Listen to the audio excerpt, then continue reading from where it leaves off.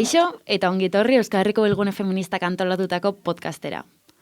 Urteetan zehar, Euskal Herriko Bilgune Feministak hainbat modutara landu izan du ekonomia feministaren gaia. Eta aurten podcast saioekin etorri gara. Hala ere, lehenengo irailean 2 hitzaldi antolatu genituen.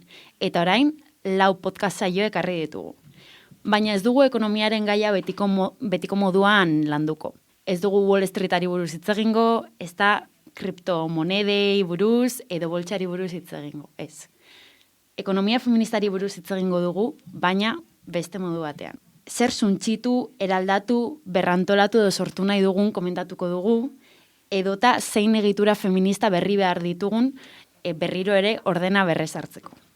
Horretarako, 4 kide elkartu gara hemen.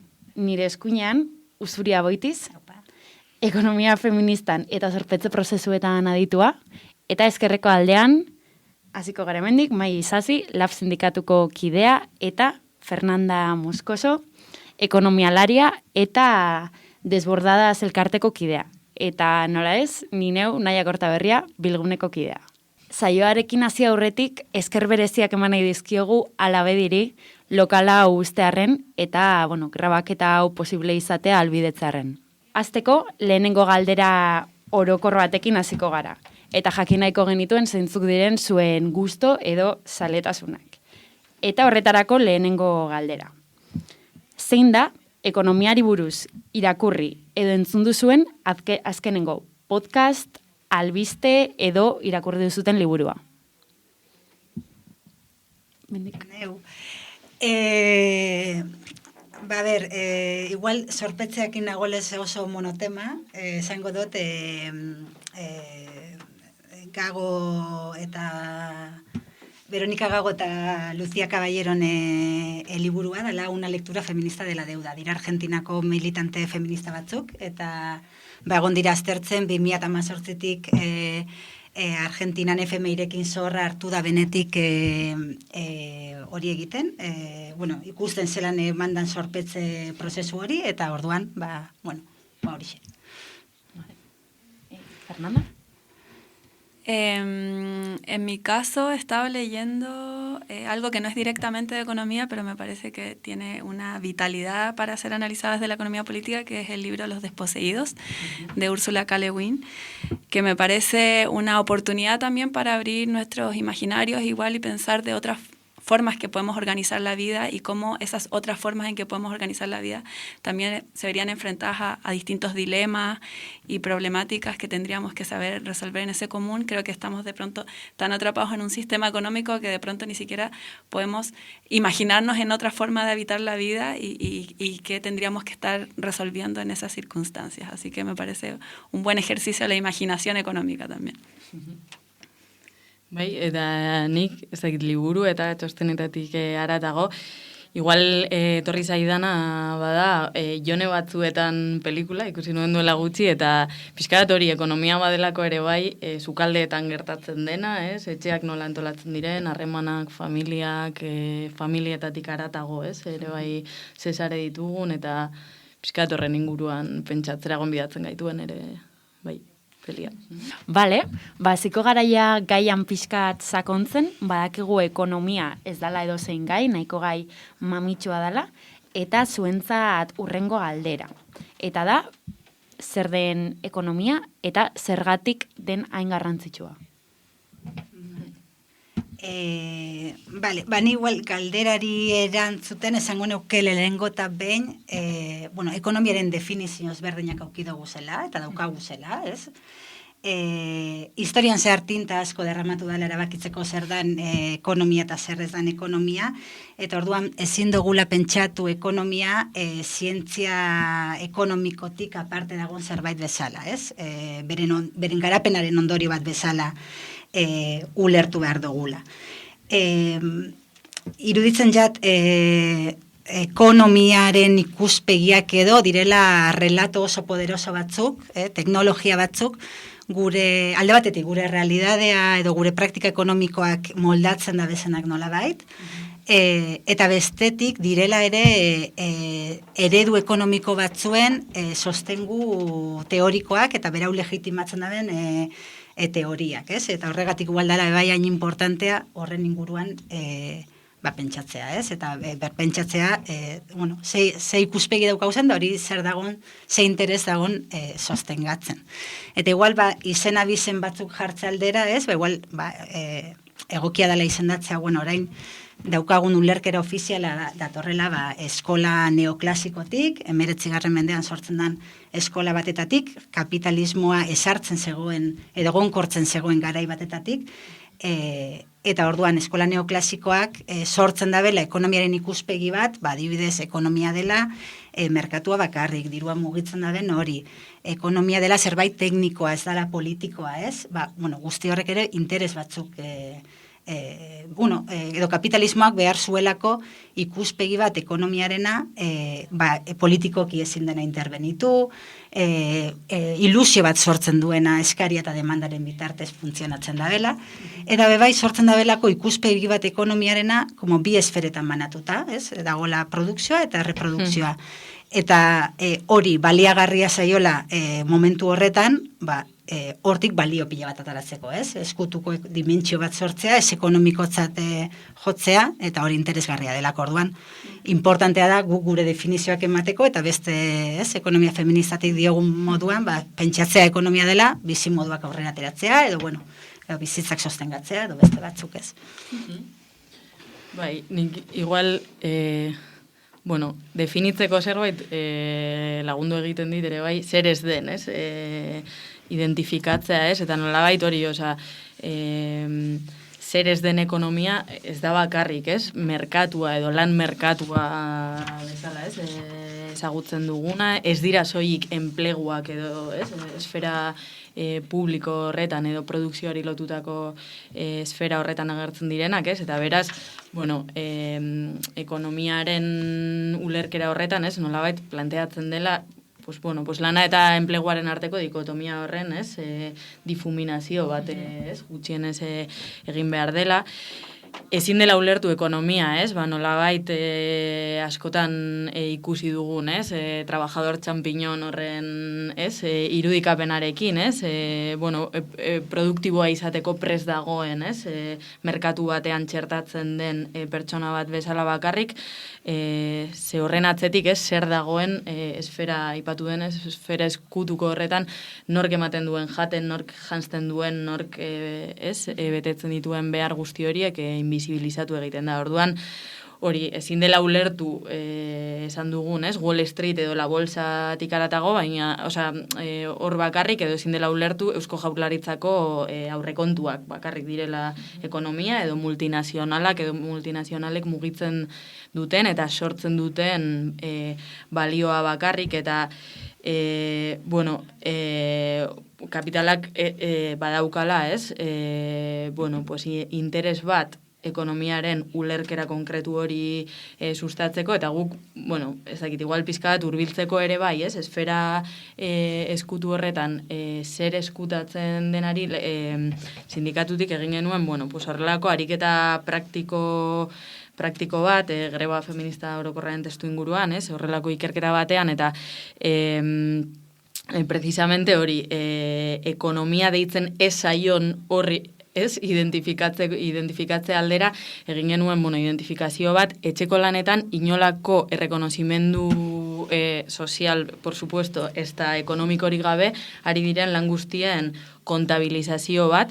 Ego Euskal Herrian garai hartan, 2023 urtean ari gara, garai hartan 186.000 pertsona inguru zeuden lana bilatu gabe, bizi zirenak, horrelako zaintza lan, edo etxeko lan deitzen zaien horietan, por supuesto, 180 gora emakumezkoak, eta orduan, egin genuen, ariketa izan zen, lan horri denbora eta monetizazio bat, planteatzearena, eta emanda esleituta gutxieneko soldata, esan nahi dut ez gara ari, gutxieneko soldata gaur egun, eskatzen dena 1.570 euro 14 pagatan, ateratzen zitzaigun urtean €3.600.000 baino gehiago, ez? Suposatuko liokela sistemari, ez? Osea, lan hauek ordaintzearena. Hau da, Eusko Jaurlaritzaren urte horretako aurrekontu proiektuaren 24%. Zen. Orduan, da, ez, pizka bat ekartzea, osea, zesoroa den horri guztiari ez deitzea, ez? Ekonomia eta osea, nola izango ez den hori, ez? Ekonomia ekartzeko, pues azkenean hori, osea, kapitalarentzako doako lana delako, ez? Eta kapitalak ere bai, bueno, pues ateratzen duelako, ez? Eskutuan mantentzetik lan hauek etekina. Eta garrantzitsua dela, ez?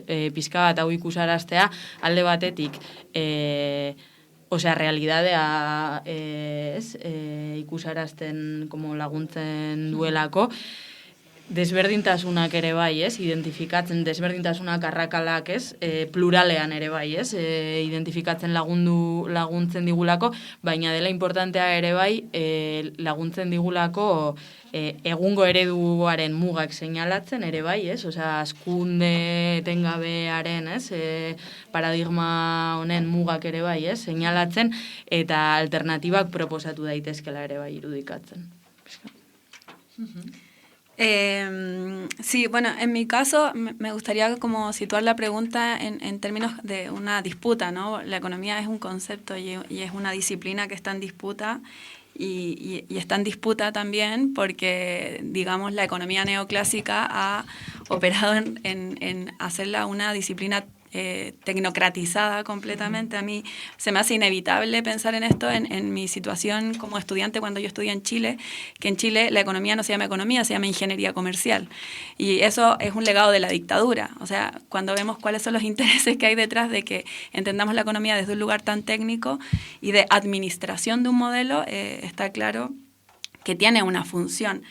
Y también recuerdo este mantra, ¿no?, que nos repiten en la disciplina económica de que la economía es la ciencia que estudia cómo se distribuyen recursos escasos frente a necesidades ilimitadas.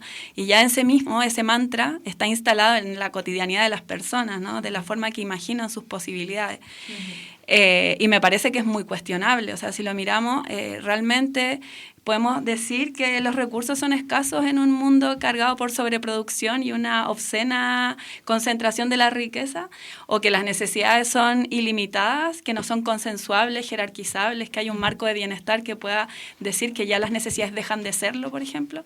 Creo que la cuestión de la escasez, que es lo que administra, digamos, la economía neoclásica, o que dice abordar desde una perspectiva de optimización, tiene sentido solamente en el marco de entender las necesidades como una dimensión individual donde las necesidades se confrontan entre individuos e individuos. Pero si imaginamos que las necesidades pueden ser gestadas desde un marco de lo común, en realidad no tienen por qué ser cuestiones que se confrontan. Y yo creo que en ese sentido también ahí me parece interesante volver a la tradición de la economía política, porque la economía política, mucho más allá de entender una dimensión técnica de optimización de un modelo, entiende la economía como la forma en que como sociedad nos organizamos para reproducir nuestras condiciones materiales de vida. Y desde ahí, en realidad, entiende que la forma en que nos organizamos es un resultado histórico de las luchas, de las contradicciones internas de un sistema, de los marcos de conflictividad de un sistema. Y entender esos marcos de conflictividad, de contradicción, no solamente nos permiten interpelar un sistema económico en preguntarnos si realmente nos entrega la vida que deseamos vivir, sino también en encontrar las vías y fisuras que nos permitan eventualmente superarlo. Entonces a mí me parece que volver a la tradición de la economía política es indispensable para eso. Eskerrik asko, komentatu dituzue denok ideia gako batzuk, eta behin gai honekin hasita, bigarren galderari ekingo diogu. Eta da, ia honen aurrean, hau da, ekonomiaren aurrean, ze proposamen egiten du ekonomia feministak. Edo, bestera batera esan da, ea ekonomia feministak zer proposatzen duen bizitza erdigunean jartzeko. Vale, igual, hasiko naiz ni, igual esaten, egiten, zaila dela, esatea zein dan ekonomia feministaren proposamena, ekonomia feminista oso anitza dalako, korronte ezberdinetako jentia gaude, feminismo ezberdinetan gauzen jentia, formakuntza ezberdinetako jentia bebai, eta orduan, hori, ez daukola errezeta politiko bakarra, eta gainera ez da bela postu hori egiten, ez, errezeta politiko bakarren motian. Eta hori, haulezi moduan ulertu beharrean baino, uste daukola potentzia handia, ze guzten gaitxu ikusten sistema ekonomiko honek ertz asko daukola, zapalkuntza asko daudela, zapalkuntza askoren bitartez aurrera jarraitzen da bela, eta zapalkuntza ezberdinen arteko artikulazioak ulertu behar dugu zela, ez? Eta nik uste hori badala beren ahulezi bat, ez? Ez ahulezi bat, potentzialidade bat, ez simplifikatzea iraultza edo kapitalismoaren amaiera gauza bakar batera, baizik eta pentsatea neurri, askotariko neurriak daukagu zela hartzeko. Esango neban, ekonomia feminista oso berritzailea izan dela, bai mundu akademikoan, bai praktika politikoa bedera, ze hiru gauza oso berri esan dituz, ez? Alde batetik, aitortu da bela, generoak izaera ekonomiko bat daukola, ez? Eta holan tratatzen dana, ez? Orain arte, esaten ziguten jokezen neoklasikoek, ekonomian ez daude harreman sozialik, orduan genero harremanak are gutxiago.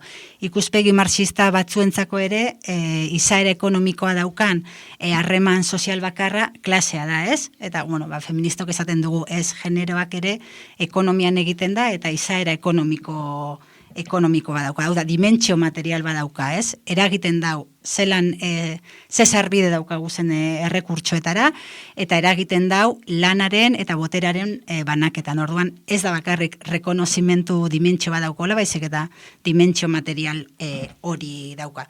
Eta ez da estatikoa gainera, generoa ekonomian sortzen da, eta orduan, segun eta zen modelo ekonomiko daukagu zen, generoak ere esangura batzuk hartzen dituz, ez? Da nik uste, ezaugarri hori ez, generoak edo genero desberdinkeriek izaera ekonomikoa dutela dela oso garrantzitsua.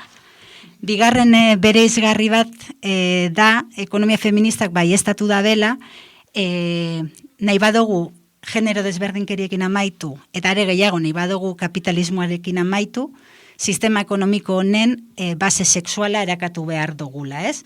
Eta baieztapen horretara heltzeko, bide ezberdin bat egin dugu, edo bide luze bat egin dugu urte hauetan, hasi ginen zaintzak biztaratzen, ez? Eta esaten, ezin dezakegu sistema ekonomiko honen azalpena eman zaintzak azaldu gabe, eta hor dagoena kontutan hartu gabe, barbaridade bat hori egin nahi izatea, eta hori bere momentuan uste dut, kristone iraultza izan zela, ze inorek momentu horretan ez ban zaintzen inguruan berba egiten, eta hori esango neuke gaudela beste pausu batetan, sakonagoa, eta gaudela saiatzen, ulertzen, bi esfera horien, zaintza eta erreprodukzioa eta produkzioan arteko, harreman sistemiko hori gaudela saiatzen hobeto ulertzen eta esaten hor badagola harreman estruktural bat edo sakoneko harreman bat, ez? Eta esfera inbizibilizatu horrek sostengatzen da bela modu baten bizibilizatuta dagoen esfera hori. Eta nik uste hor dagoela benetan ekonomia feministaren potentzia nagusietako bat, ez? Onartzea sistema kapitalista hau base sexuala daukola, eta horretan oinarritzen dela. Eta gero igual hirugarren puntua edo hirugarren proposamen politikoa dela zeuk esan duzuna, ez? Bizitzaren jasangarritasunera dela, behar dugu ekonomia aztertu modu osoago baten, ez da bena esferen hori reproduziduko, sino ulertuko dugula harreman hori osotasun baten, ez? Eta hortik sortzen da, bizitzaren, guazen pentsatzera, sistema ekonomiko hau gure bizimoduak ateratzeko orduan daukon inpaktuaren arabera, ez? Eta hortik, nik uste dutolako proposamen interesgarriak eta hor gabiltzala, uste dut oraindik asko falta jakula hori lurreratzea, ez? Praktika politikora nola eraman ikastea, ze, batzutan uste dut hor gelditzen garela, baina, hortxe gaude, eta uste dut bidia ez dela gutxi izan, ez? Orain artekoa. Para nosotras desde la cooperativa, una de las potencias más grandes que trae la economía feminista y los feminismos en la economía tiene que ver con negarse a asimilar esta forma tecnocrática en que la economía neoclásica sencillamente asimila la lógica del capital para analizar la economía, ¿no? Y lo hace desde una forma muy específica, que es decidir mirar el capitalismo desde los procesos que reproducen la vida, y eso es en sí mismo un ejercicio muy potente. Porque nos devuelve, como intentaba señalar antes, al terreno de la economía política, a la interpelación de un sistema económico. Y eso tiene muchas potencialidades.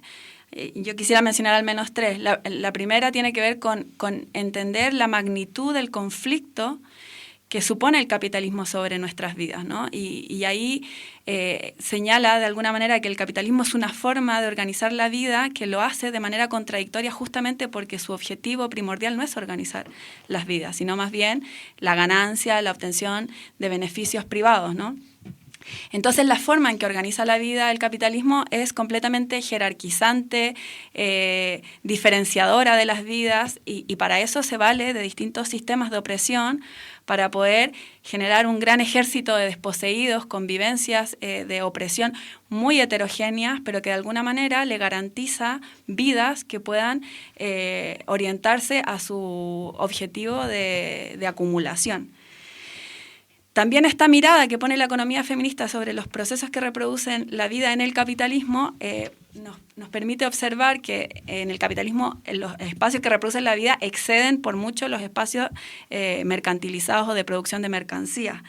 Y eso nos permite localizar también y visibilizar dónde se expresan estas articulaciones o pactos entre el patriarcado, el capitalismo y el colonialismo en esferas como el trabajo informal, el trabajo doméstico, el trabajo de cuidado, las economías populares, donde ahí se expresan una división sexual y racial del trabajo que excede evidentemente el ámbito de los mercados.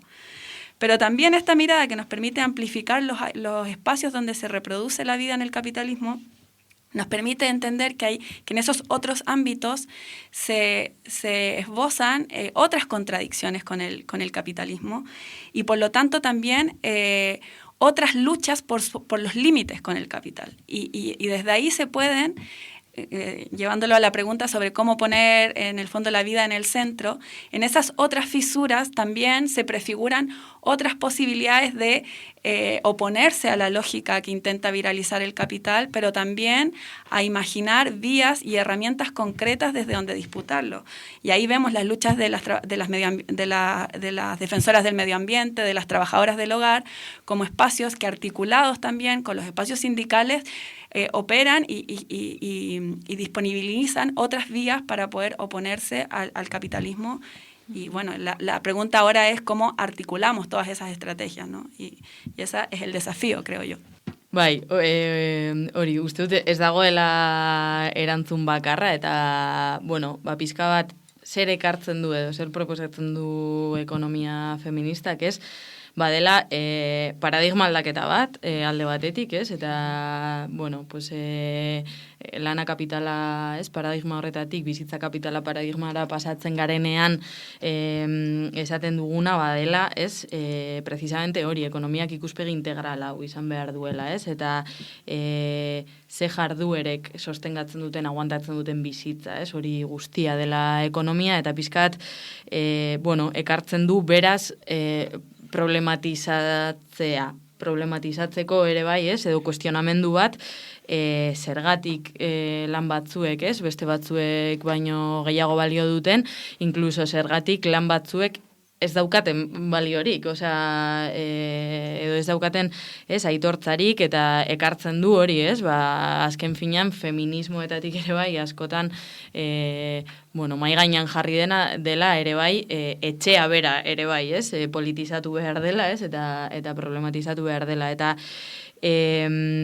bueno, hori, bizitzak erdigunean jartzeko, ez, bizitza bizigarriak nola antolatu behar ditugun, ez, ireki behar ditugu, ez, eztabaidak eta hori pentsatzera gonbidapen bat egiten digu nolabait ekonomia feministak, evidentemente, ez, horretarako, bueno, pues sistema osoa irauli, ez, eta lanaren eta bizitzaren antolaketa sozial berri bat planteatzea.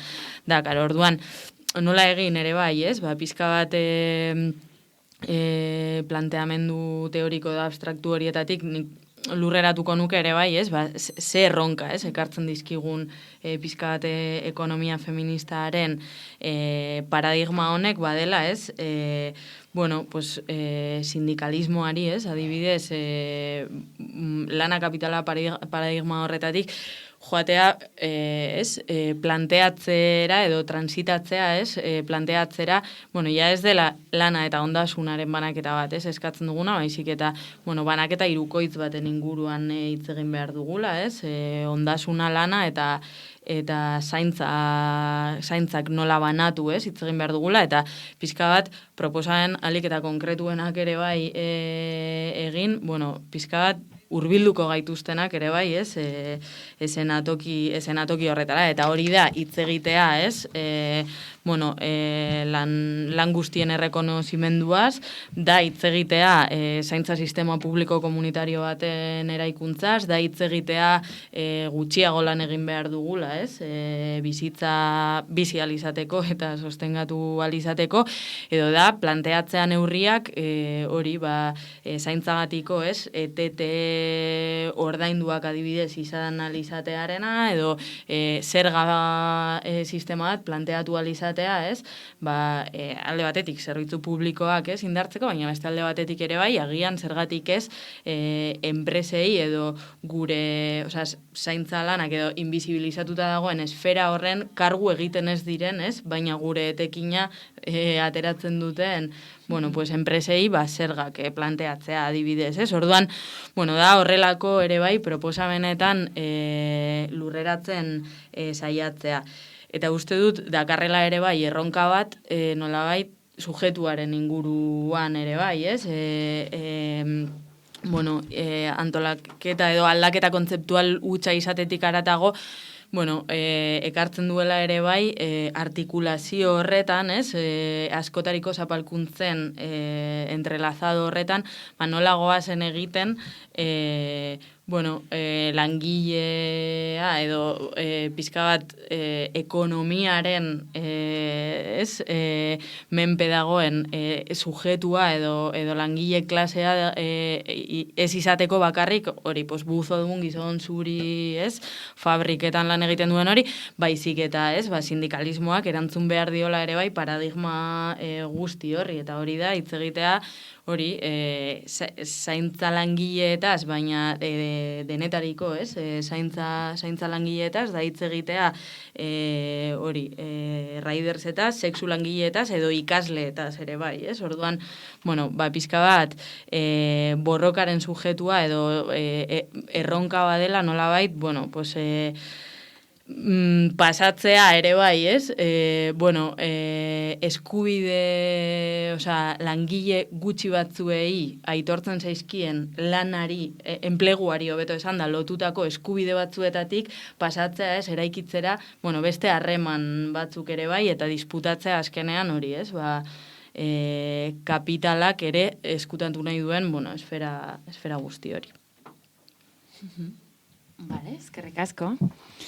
Bueno, podcastan lehen atal honetako amaierara ari gara iristen, baina joan aurretik galdera txiki bat bota nahiko nizuen. Ekonomia feminista hitz bakarrean definitu beharko bazenute, zein izango litzatekeen hitz hori? Yo, más que definirlo en una palabra, quería una palabra que me parece muy potente de la economía feminista, que tiene que ver con la interdependencia, porque me parece que recoge algo que no recogía la economía, incluso la economía política, que tiene que ver con la vulnerabilidad de la vida, y de que la vida es una posibilidad y no una certeza, y depende de cómo la organicemos que esa vida pueda salir a flote. Y me parece que también recoge la idea de interdependencia, que los sistemas pueden organizar de diferentes formas esa inherente interdependencia. En el capitalismo la interdependencia se organiza de forma que las vidas salen a flote a costa de otras vidas, pero en realidad aspiramos más bien a una interdependencia radical donde podamos entender que la vida mía y de los demás pueden operar en sinergia y sostenernos en la alegría de otras vidas, que es algo que ya palpita también en nuestras prácticas políticas, pero que es a lo que aspiramos, ¿no? Bai, nik pizkat hortik ere bizitza jarri dute, baina hori, pues, bizitza zentzu batean hori, ez? Osea, ekonomia ere badelako bizitzarako, ez? Beharrezkoak ditugun lan, baina harreman, afektu guzti horiek ere bai. Baina gero ere hori, osea, bueno, badelako, ez, gaur egungo ulerkera bat aldatzek, bueno, sugerentea edo iruditzen zaidalako, ez, gaur egun, bueno, badirudiela, ez, bizitzak kapitalaren edo ekonomiaren menpe, osea, gure bizitzak, ez, daudela, eta, bueno, pues, kontrako ariketa bat ere bai planteatzen duelako, ez, osea, bizitzarako ze ekonomia behar dugun, edo ze, bueno, harreman, lan sare behar ditugun. Vale, nik esangot, igual provokazio moduan ero, merkatuak ere. Bai? Zer iruditzen jade bai batzutan, hainbeste esan ekonomia ez dela, merkatua ez dela dirua, ez dela guzti hori, albo batera utzi dugula tradizionalki ekonomia deitu dutzagun guzti hori, ez? Da usteot, feministoi dagokigula, bebai, posizio garbi bat hartzea gai batzuen kontura, eta usteot, igual, ez gaudela hainbeste egiten, ez? Posizio bat hartu behar dugu FMI-ren inguruan, posizio bat hartu behar dugu Europar Batasunaren inguruan, inflazioaren inguruan, gai guzti horrek ere landu behar dugu. Karo, hor gertatzen da, zelan hartuko dugu posizio bat ez badugu zulertzen, ez, askotan, gai horrek, ez? Nik uste dut, justamente, ekonomia feministaren markoak, egunerokotik begiratzea ekonomia, gure bizitzetan daukon inpaktuetatik, albidetzen gaitula estruktura ekonomiko transnazional, ez dakit, sistema finantziero gauza asko begiratzen beste nunbaitetik eta beste nunbaitetik analizatzea guzti hori, ez? Orduan, merkatuak ere.